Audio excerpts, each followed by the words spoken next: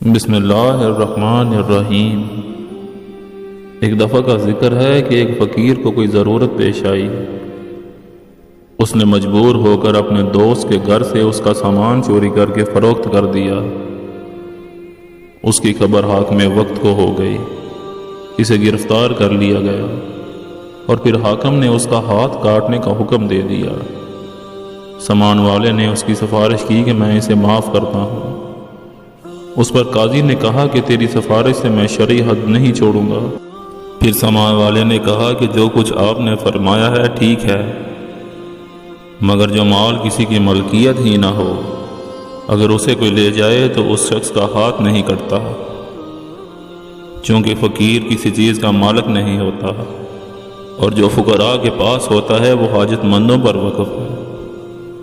اس پر حاکم نے اسے چھوڑ دیا، لیکن اس کا ضمیر ملامت کرنے لگا کہ اے چوری کرنے والے، ساری دنیا تجھ پر تنگ ہو گئی تھی جو تو نے دوست کے گھر سے چوری کی۔